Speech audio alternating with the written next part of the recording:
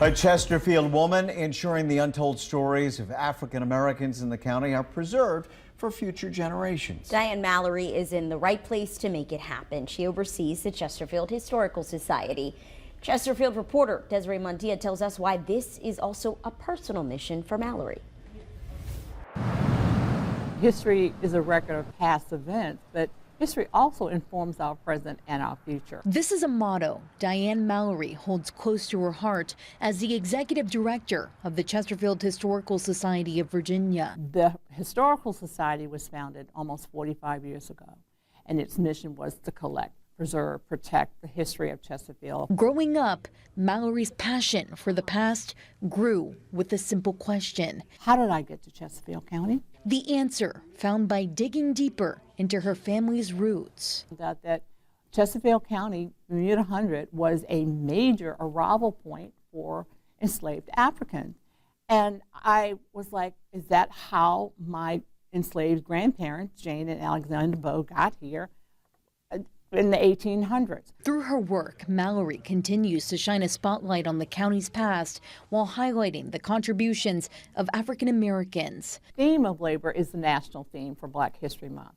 And so we thought, well, how could we begin to parallel that locally? Mallory says a committee is putting together a publication. Dr. Lester W. Brown, who was one of the first African Americans to integrate Midlothian High, showcasing these stories in the county. We've got different categories that talk about labor, talk about education, talk about business owners, talk about the military, and it's just little snippets of residents in Chesterfield who have made a contribution to the county in that field. Ongoing work, Mallory says, goes hand in hand with several other projects on the table. One called the 80, where we're reaching out to Chesterfield residents, African Americans who are over the age of 80, and we're collecting their stories and documenting their stories. Pleasant View School, which is a one-room school founded for African American children in 1930.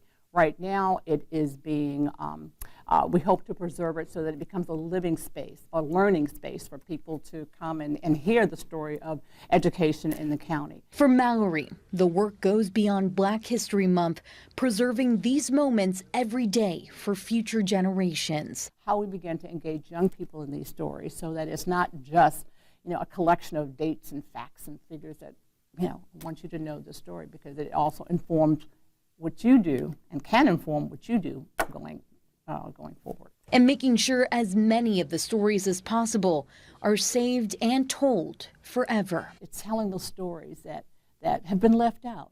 And some of those stories have been left out with intention. And so, again, it's about that complete story, about the whole story. Desiree Montilla, 12 on your side. Don't forget about our Black History